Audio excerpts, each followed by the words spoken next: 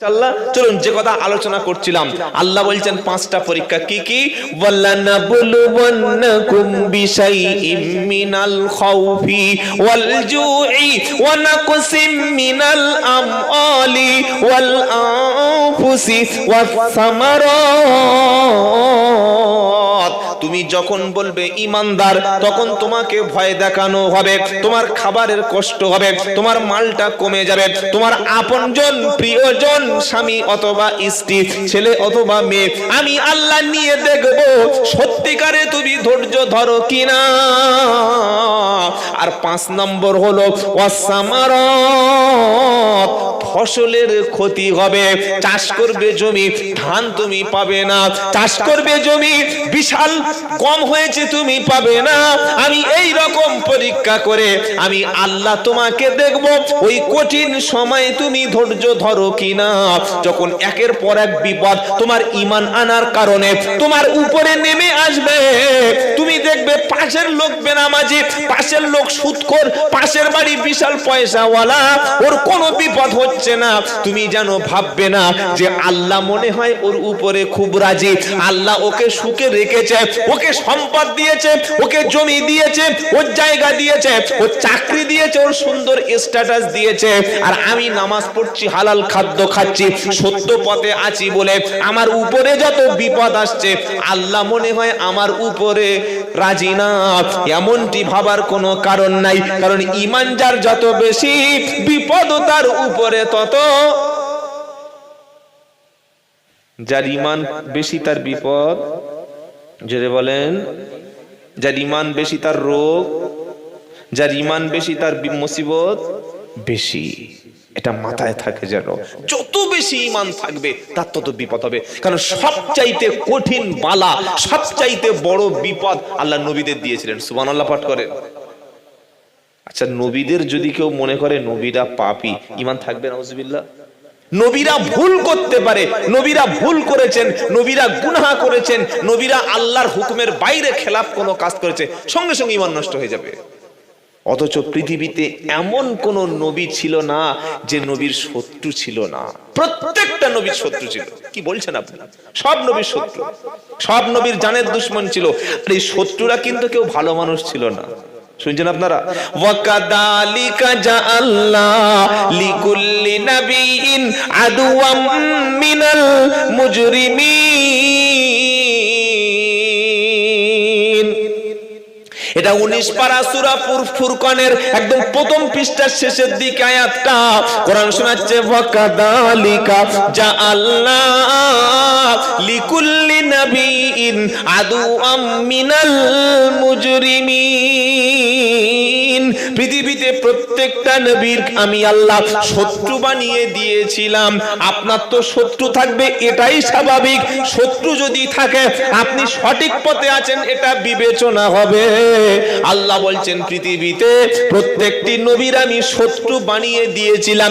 মুসা নবীর শত্রু ছিল কি ছিল না? ছিল। পানিটা কোন দিকে গেল? মুসা নবীর শত্রু কে কে ছিল বলুন না? কি অবস্থা, কাদের সামনে বক্তব্য করছি আমি?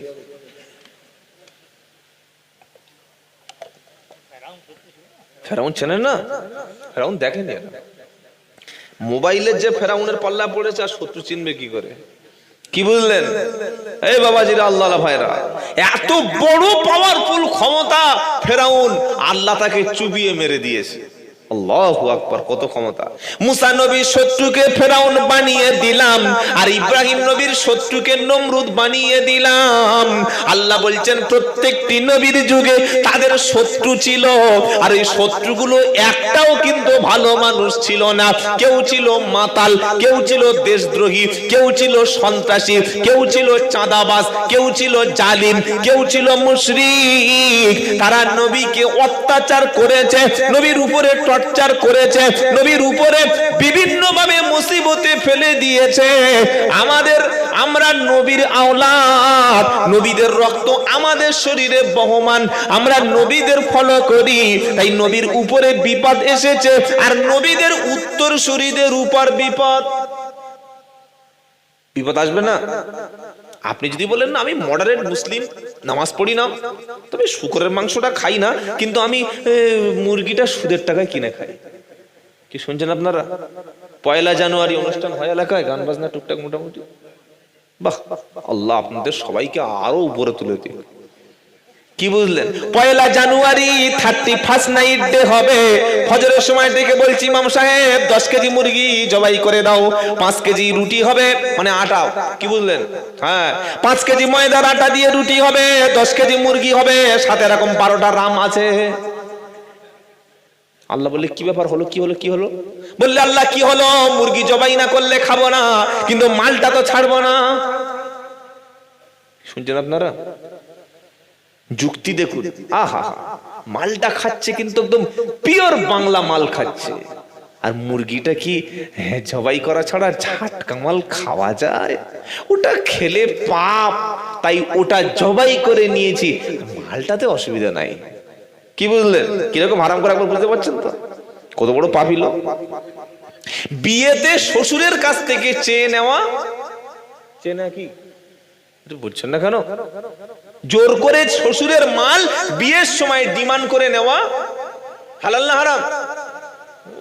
আরে নেবেন কি নেবেন না সেটা পার্সোনাল ব্যাপার, অন্তত হারামটা তো বলুন, সেটা কি হারাম?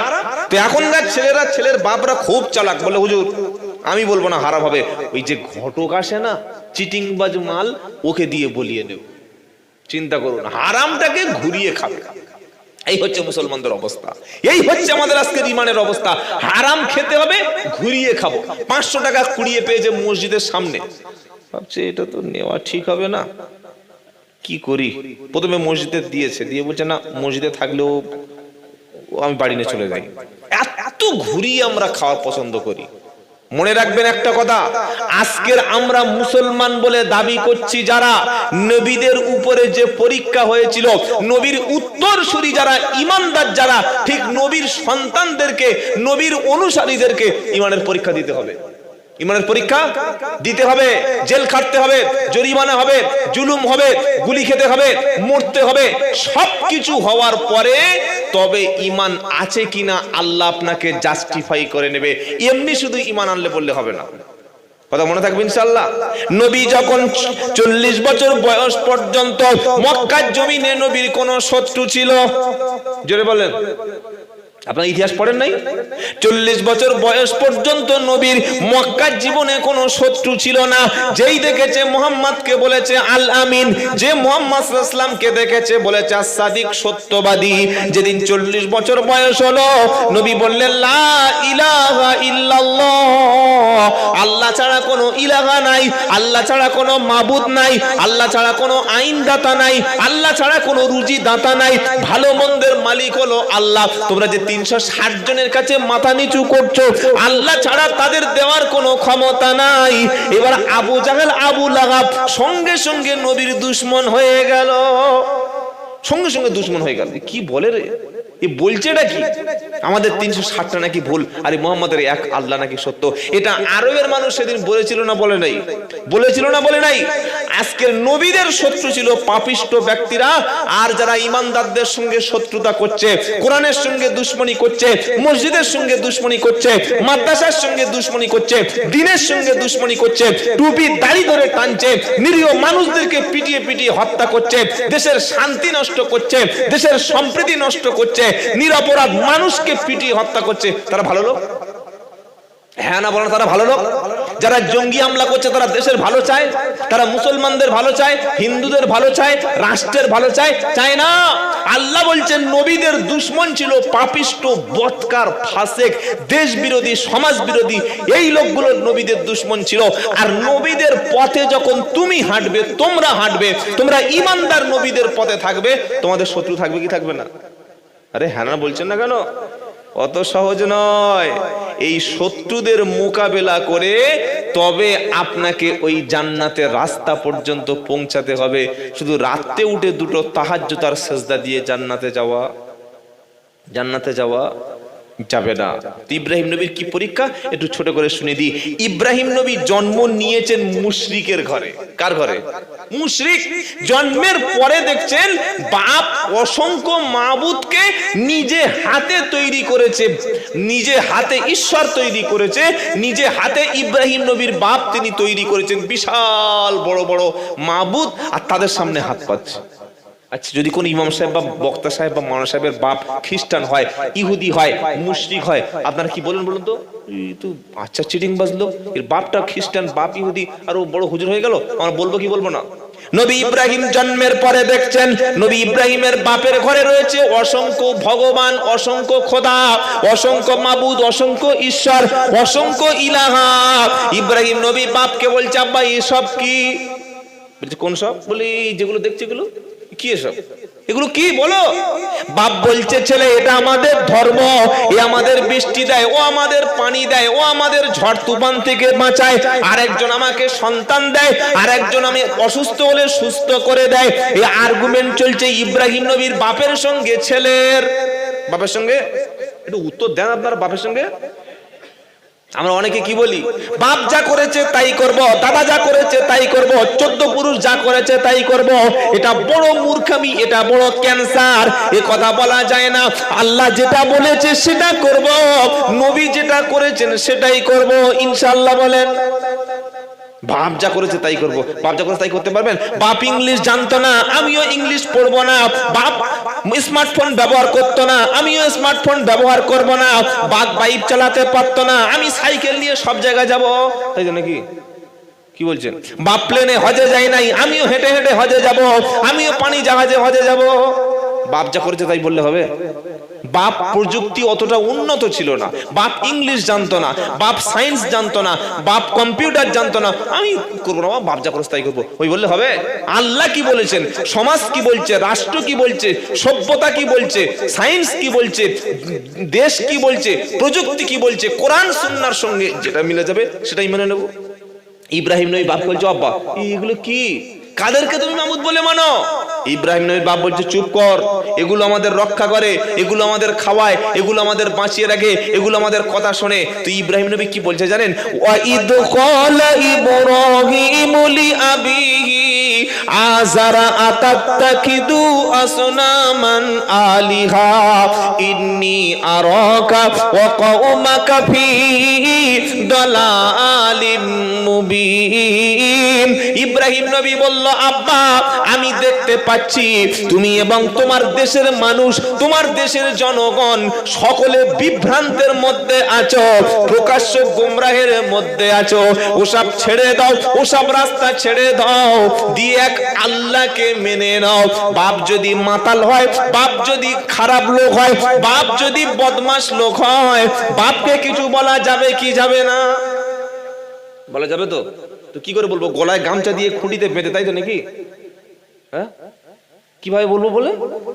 বাপ যদি সমাজ বিরোধী হয়, ছেলে নামাজ পড়ছে, বাপ মাল খাচ্ছে, ছেলে কোরআন পড়ছে, বাপ জেনা করছে, ছেলে নামাজি, আর একদম বাপ পুরো পিওর বদমাশ লোক, তোমার বাপের কাছে তুমি দাওয়াতটা পৌঁছে দাও, তাকে ভালো বলে দিনের রাস্তায় নিয়ে এসো, ভালো বলে মসজিদের কাছে নিয়ে এসো, তবে আনার সময় সৌজন্যটা যেন রাখবে, খারাপ আচরণ করবে না, আজে বাজে কথা বলবে না, গালাগালি যেন করবে না, বড় ছোট কথা বলবে না, ভদ্রতার সঙ্গে তুমি দাওয়াত দেবে। তোমার দাওয়াতে যেন বাপ কষ্ট না পায়, বাপের জন্য দোয়া করো, মায়ের জন্য দোয়া করো, আত্মীয় স্বজন যারা দিন থেকে দূরে সরে গেছে তাদের জন্য দোয়া করো। এবার ইব্রাহিম আলাইহিস সালাম তার বাপকে বলছে, ইয়া আবাতি ইন্নী কদ জাআনি মিনাল ইলমি মা লাম ইয়াতিকা ফাত্তাবিনি আহাদিকা সিরাতান সাবিয়্যা। আগে যে আয়াতটা বলেছি ওটা সূরা আনআমের আয়াত, আর এই যে কথাটা ইব্রাহিম নবী তার বাপকে বলছেন এটা সূরা মারিয়ামে আছে। ইব্রাহিম নবী বাপকে কি বলছে? ইয়া আবাতি ইন্নী কদ জাআনি মিনাল ইলম, ও আমার আব্বা, ও আমার পিতা, ও আমার বাবা, আমার কাছে আল্লাহর পক্ষ থেকে যে জ্ঞান এসেছে, যে ইলম এসেছে, তুমি সেটার অনুসরণ করো। সুবহানাল্লাহ বলুন। আর আমরা কি বলি? কালকেকার ছেলে আলেম হয়েছে, মাওলানা হয়েছে, সব বুঝে গেছে, আমরা সব ভুল করি, আমার বাপ দাদা ভুল করেছে, এরকম বলা লোক আছে না? নাই বলে কি বলে না? মাজারে গিয়ে সেজদা দিচ্ছে, বউকে নিয়ে কবরে যাচ্ছে, মাজারে মান্নত করছে, মাজারে চুমু খাচ্ছে, মাজার ধোয়া পানি খাচ্ছে, চাদর নিয়ে মাজারে দিচ্ছে। এভাবে এগুলো করো না, আলেম ওলামারা নিষেধ করছে। বলছে না, বাপ দাদারা ভুল করেছে। বলছে কি বলে না? এই বাপ দাদা ভুল করেছে, এই যুক্তি কিয়ামতের দিলে কাঁচা চামড়া সেদিন ছাড়িয়ে লবণ দেবে। এটা যুক্তি হলো? আল্লাহ কি বলেছে, রসুল কি বলেছে, সেটাই তুমি ধরো। বাপ দাদা যুক্তি তেড়ে আনছো কেন, পেড়ে আনছো কেন? এসব কথা কোনোদিন বলো না।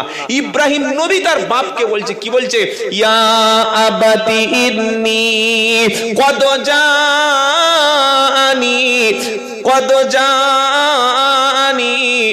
মালাম ইয়াতিকা ফাত্তাবিনি আহাদিকা সিরাতান সাবিয়া। ও আমার আব্বা, আমাকে অনুসরণ করো, আমার কাছে যে জ্ঞান এসেছে ওই জ্ঞান কিন্তু তোমারও কাছে নাই। সুবহানাল্লাহ। তুমি আমার অনুসরণ করো, আমার পথ চলো, আমার উপরে কথা রাখো, আল্লাহর উপরে বিশ্বাস করো, আমি যেভাবে বলছি তুমি জীবন যাপন করো, আল্লাহ তোমাকে সহজ সরল রাস্তা দেখিয়ে দেবে। সুবহানাল্লাহ পড়ে।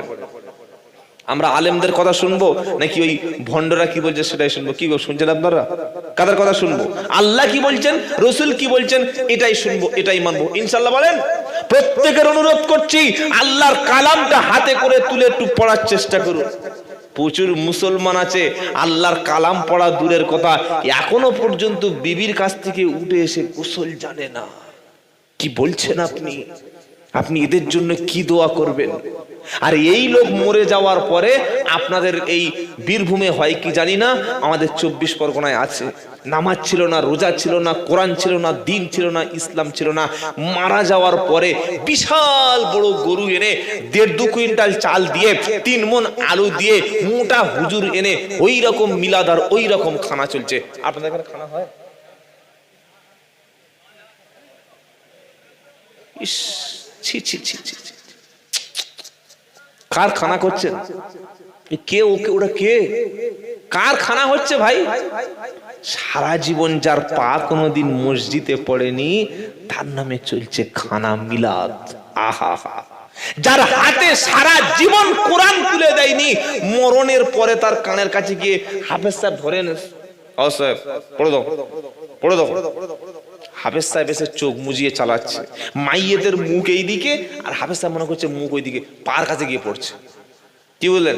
ইয়াসিন আল কুরআনিল হাকিম ইন্নাকা লামিনাল মুরসালিন আলা সিরাতিম মুস্তাকিম তানজিলাল আজিজির রহিম। 11টা বাজে জিজ্ঞেস করছে হাফেজ সাহেব কটা হয়েছে? 22-23 পারা চলছে, আর 8 ঘন্টা পড়লে খতম হয়ে যাবে। কি বুঝলেন? এই বাবাজিরা, আল্লাহওয়ালা ভাইরা, যারা জ্যান্ত লোক বসে আছে এদের কোরআন শিক্ষার ব্যবস্থা করো। যারা জীবিত লোক বসে আছে এদের হাতে কলেমার দাওয়াতটা পৌঁছে দাও। জ্যান্ত লোকের জন্য কোরআন, মরা লোকের জন্য কিন্তু কোরআন না। আমাদের ঘরে যে কোরআন আছে ওটা কখন ব্যবহার করি বলেন? জ্যান্ত লোকের জন্য ব্যবহার করি না মরা লোকের জন্য? আমার কথা বুঝতে পারছেন বাবা কি বলছি? আমাদের যে কোরআনটা আছে না, ওটা কখন শোনাই লোকদের, জ্যান্ত লোকের না মরা লোকের? বাপ যখন আনটান, এবার বললে ডাক্তার ডাক, ডাক্তার ডেকে বললো অবস্থা খুব সিরিয়াস, বড় জোর 30 মিনিট বাঁচবে, হার্ট ব্লকেজ হয়ে গেছে। বললে এবার মৌলবি ডাক, ডাক্তার ফেল মৌলবি ডাক। মৌলবি এসে দেখছে সর্বনাশ, চোখ দাঁড়িয়ে গেছে, কানে আওয়াজ যাচ্ছে না, হাতে পালস নাই, চোখে জাল পড়ে গেছে, মুখ থেকে পানি গড়িয়ে যাচ্ছে। এবার মৌলবি শুরু করেছে ইয়াসিন।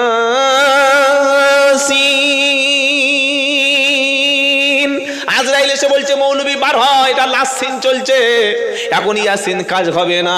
মসজিদে নামাজ হয়েছে, বিড়ি টানতে টানতে হেঁটে গেছে। রমজান মাসে জ্যান্ত মুসলমান রমজান মাসে গরুর মাংস দিয়ে কাবাব খেয়েছে, আর এখন মরণের সময় ইয়াসিন দিলে কাজ হবে না। জুমার দিনে সেজে গুজে বউকে নিয়ে শ্বশুর বাড়ি গেছে, ভাড়া বাড়ি গেছে।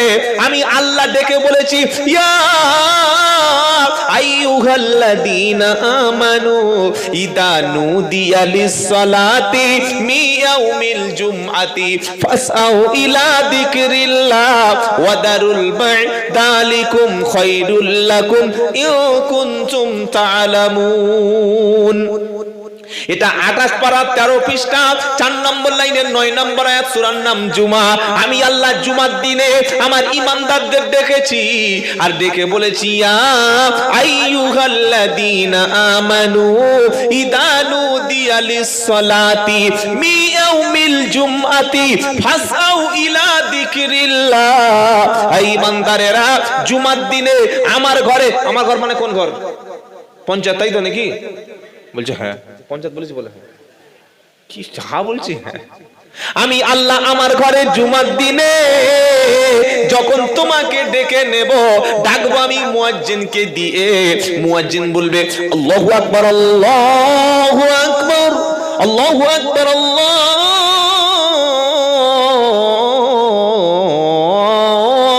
আকবার। সঙ্গে সঙ্গে তোমার ব্যবসাটা বন্ধ হবে, তোমার চাকরিটা হোল্ড হয়ে যাবে, তোমার দোকানের শাটারটা পড়ে যাবে। উজু করে গোসল করে উত্তম পোশাক পরে তুমি সামনে বসবে, আর ইমাম খুতবার সময় ঝিমিয়ে পড়ে যাবে, তাই তো নাকি? খুতবার সময় মালটা ঘুমাচ্ছে, দেখি ঘুমিয়ে হ্যাং করে পড়ে গেছে। যেই পড়ে গেল, মুখের লালা জায়গা ভিজে গেল, পাশের লোক বলছে বাবা উজু করে আয়, বলে মেরে দাঁত ফেলে দেবো, আমার উজু যায় নাই। কি চিটিংবাজ বুঝতে পারছো? চিটিংবাজ দেখেছো কোনোদিন? আবার কি হলো? এই বাবাজিরা, মসজিদে পড়ে গেছে ঘুমিয়ে, উজু গেছে না আছে? উজু চলে গেছে, না আর নয়। গজল বললো, এত ভালো মাল শোনাচ্ছি, গজল শোনাতে হবে? কি অবস্থা দেখুন বাবাজিরা, আল্লাহ আল্লাহ ভাইরা। আমি এমনি 2.5-3 ঘন্টা করে কথা বলি, কিন্তু এত রাত্রে তুলেছে আর ফজরের নামাজ, এটা আমার পছন্দ না। আমি এমনি 12টার পরে কথা বলতে, এই জাস্ট এই ঘটনাটা বলে আমরা শেষ করে দিই। ওমর ফারুক ঢুকে বলেন, এই বের হয়ে এসো, বের হয়ে এসো। বললেন না হুজুর। না হুজুর মানে? এই রাত্রে, ফাঁকা রাত্রে তুমি একা এমন গান বলছিলে, তোমার কারণটা কি বলো? মহিলা বললেন, ওমর আমার স্বামী আছে প্যারামিলিটারিতে, আজ 6 মাস হয়ে গেল। তখন ফোন ছিল? হ্যাঁ না বলে না। এখন তো পায়খানায় গিয়ে ফোন, গোসলখানায় ফোন, খেতে খেতে ফোন, সব জায়গায় হ্যালো হ্যালো। আবার অডিও কলে হয় না, ভিডিও কলে গেল। কি বুঝলেন? ওমর ফারুক বলছে, শোনো, এই গভীর রাত্রে তুমি এমন বিরহের গান করছিলে কেন বলো? তখন বন্টি বলল, ওমর স্বামী প্যারামিলিটারিতে আছে, 6 মাস হয়ে গেল, যোগাযোগ নাই, দেখা সাক্ষাৎ নাই, আমি নববিবাহিতা স্ত্রী, আমার মনের মধ্যে একটা কষ্ট আছে, তাই আমি আমার স্বামীকে ছেড়ে, একটু আগে ঝিরঝিরি করে বৃষ্টি হয়ে গেছে, আকাশের চন্দ্রটা উদয় হয়েছে, এই রাত্রে যদি স্বামী আমার কাছে থাকতো, আজকের বিছানায় কত আনন্দ হতো, এই বলে মনের কষ্টটা আমি গান করছি। ওমর ফারুক লজ্জায় মাথাটা নিচু করে নিল, বলল, বোন আমি একটা ব্যবস্থা করছি। বাড়িতে ফিরে মেয়েকে জিজ্ঞাসা করলে, মা সত্যি করে বলো মা, একটা স্বামী নারী স্বামী ছাড়া কতদিন বিরহের যন্ত্রণা সহ্য করতে পারে? মা, ওমরের মেয়ে লজ্জায় মাথা নিচু করে নিল। তিনি বললেন, আব্বা একটা নারী কমপক্ষে 4 মাস পর্যন্ত সহ্য করতে পারে, এর বেশি সম্ভব না।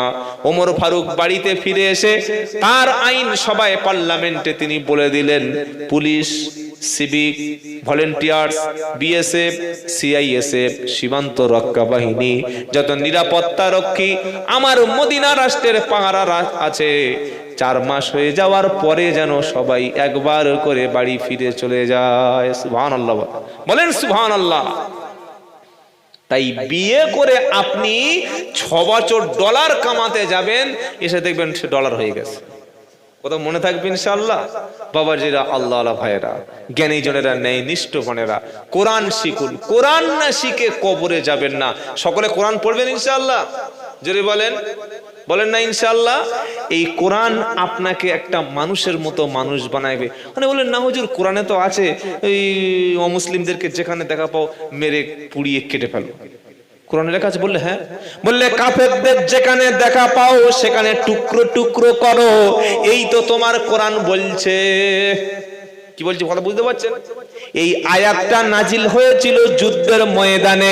আল্লাহর নবী যখন যুদ্ধের ময়দানে গেল, আর যারা মদিনার শান্তি চুক্তি ভাঙলো, পিছন থেকে এসে মদিনা রাষ্ট্রের উপরে হামলা করলো, আল্লাহর নবী বললেন, আল্লাহ বললেন, হাবিব, যারা মদিনার শান্তি রক্ষা ভঙ্গ করেছে, যারা পিছন থেকে এসে হামলা করছে, যুদ্ধের ময়দানে আপনি যেখানে তাদের পাবেন সেখানেই তাদের হত্যা করুন। কথা শুনছেন আপনারা? এই যে 4 জন জঙ্গি আমাদের নিরীহ 26 জন ভারতীয়কে মেরে কোথায় চলে গেছে, এখন নাকি আর সে জঙ্গি খুঁজে পাওয়া যাচ্ছে না। আপনি ভাবতে পারছেন? আর 10 দিন হয়ে গেল জঙ্গি খুঁজে পাচ্ছে না। এটা তাদের ব্যর্থতা। কি বললেন? তো তারা পাকিস্তানে চলে যাক, যেখানে চলে যাক। এখন যদি হুট করে কালকের পাকিস্তান আমাদের দেশে আক্রমণ করে, আমরা কি মুখে ওই আঙ্গুল দিয়ে চুষবো নাকি? আরে বলছেন না কেন? আমরা কি করব? তার জবাব দেবো, পাল্টা জবাব দেবো, উড়িয়ে দেবো ম্যাপ থেকে পাকিস্তানকে। এই যে জবাব দিতে যাচ্ছি, যিনি কমান্ডার, যিনি কমান্ড করছেন, যিনি নির্দেশ দিচ্ছেন, তিনি যুদ্ধের ময়দানে যদি বলে যে যেখানেই তোমরা পাকিস্তানি সৈন্যদের পাবে সেখানেই হত্যা করো, কথাটা কি বলা ভুল? কথাটা ভুল কি ঠিক বলুন? না, কথাটাই ঠিক। ঠিক তেমন করে আল্লাহর নবী মদিনায় মক্কা থেকে বিতাড়িত হয়ে শান্তিতে বসবাস করছেন। ইহুদিদের সঙ্গে চুক্তি হয়ে গেছে, তারাও নিরাপত্তার সঙ্গে তারা ট্যাক্স দিয়ে বসবাস করছে। ওই মদিনার মুশরিকগুলি, পৌত্তলিকগুলি ওখান থেকে মদিনায় এসে ঝামেলা পাকাচ্ছে, যুদ্ধের ময়দানে চলে গেছে। আল্লাহর নবী বললেন, শোনো, ওরা 250-300 কিলোমিটার দূর থেকে এসে শান্তি নষ্ট করছে, যুদ্ধে চাপিয়ে দিচ্ছে। এবার ওরা ডাইরেক্ট বদর, কখনো ওহদ, কখনো খন্দক, কখনো তাবুক, ওই যুদ্ধে এসেছে, তরবারি নিয়ে নেমে পড়েছে। ওদেরকে যেখানে দেখা পাও, ওই মক্কার কাফেরদেরকে যেখানে দেখা পাও সেখানেই হত্যা করো। এটা নবীর জন্য বলা ঠিক ছিল না ভুল ছিল? হ্যাঁ না বলেন? বুঝতে পারলে বলেন যে ঠিক না ভুল। এটা ঠিক ছিল।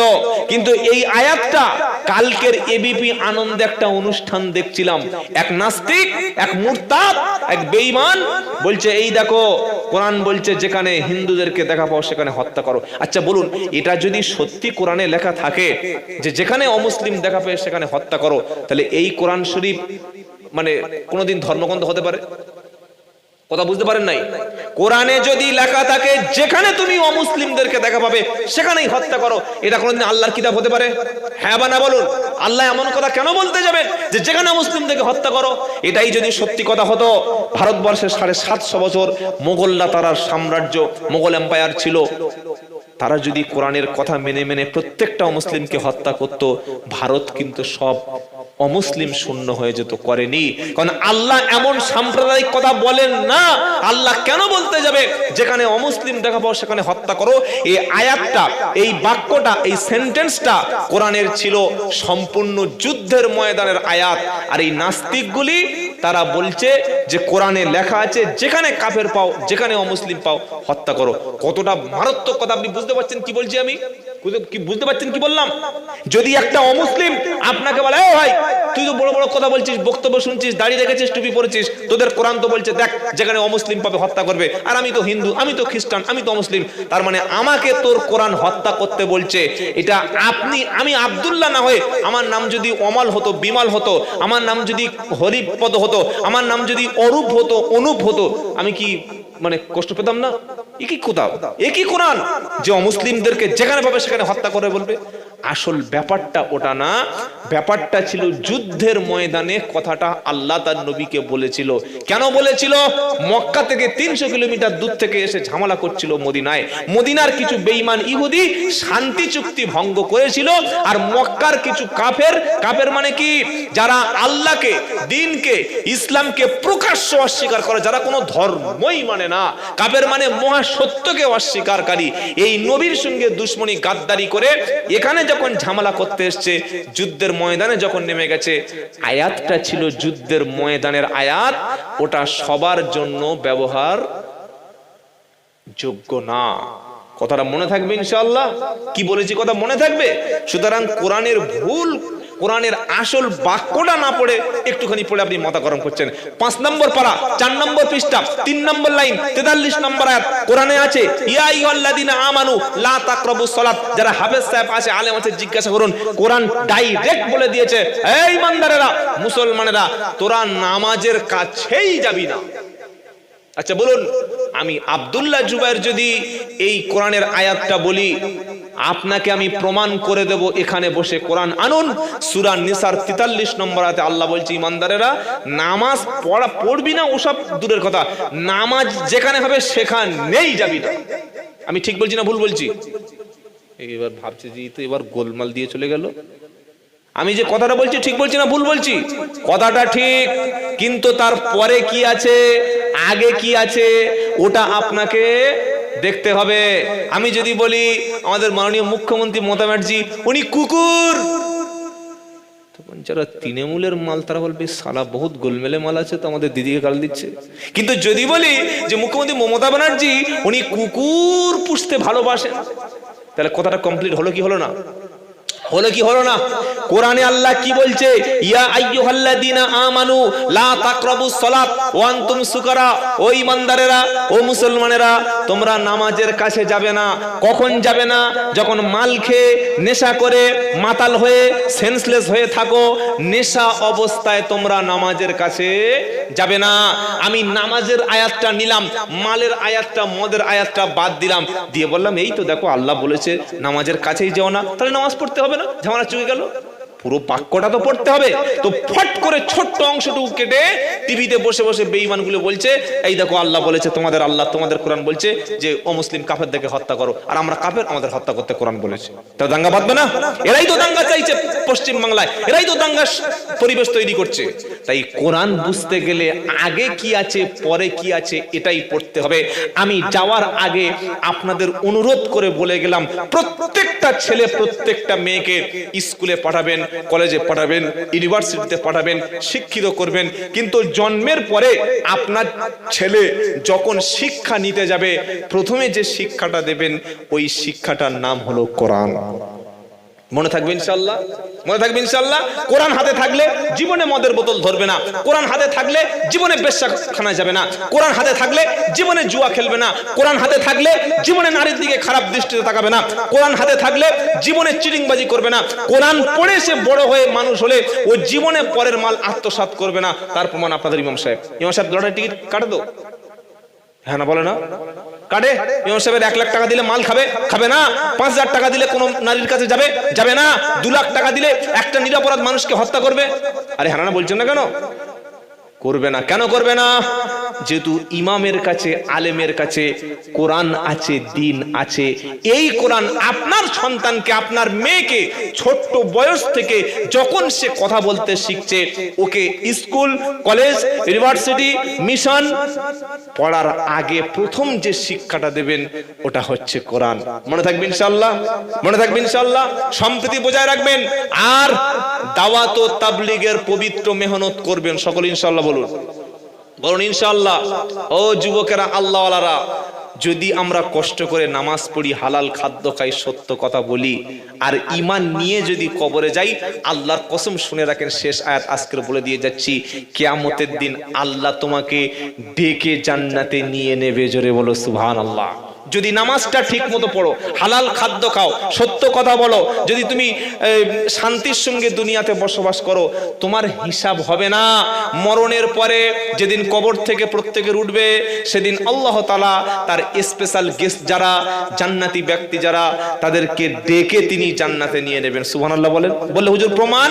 তো কোরআন শোনাচ্ছে, ইয়া ইবাদিলা খাউফুন আলাইকুমুল ইয়াউমা ওয়ালা আনতুম তাহজানুন আল্লাযীনা আমানু বিআয়াতিনা ওয়া কানু বিআয়াতিনা ওয়া কানু মুসলিমিন উদখুলুল জান্নাতা আনতুম ওয়া আজওয়াজুকুম তুহবারুন। 25 পারা সূরা যুখরুফের 68 নম্বর আয়াত। ইয়া ইবাদ, প্রথমে যে আয়াতটা বলেছিলাম মনে আছে? প্রথমে বসে যে আয়াতটা পড়েছিলাম মনে আছে? কি বলেছিলাম? ফালিয়াবুদু রাব্ব হাদাল বাইত আল্লাযী আত'আমাহুম মিন জু'ইন ওয়া আমানাহুম, তারপরে মিন খাউফ। আল্লাহ বলেছেন যারা আমার বান্দা হবে তাদের জন্য দুটো পুরস্কার। 1 নম্বর হলো তাদের খাবারের ব্যবস্থাটা আমি আল্লাহ করে দেব। 2 নম্বর হলো তাদের নিরাপত্তা আমি আল্লাহ দিয়ে দেব। এটা বলেছিলাম প্রথমে, মনে আছে বাবা?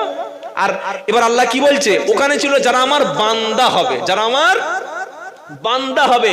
আর এই জান্নাতে কাদেরকে আল্লাহ ডাকছে? মাতাল, সুদখোর, ঘুষখোর, চিটিংবাজ, বদমাশ, ফট, জোচ্চোর, সন্ত্রাসী, জঙ্গি, খুনি না, ডাকছে কাদের? ইয়া ইবাদি, ইয়া ইবাদ,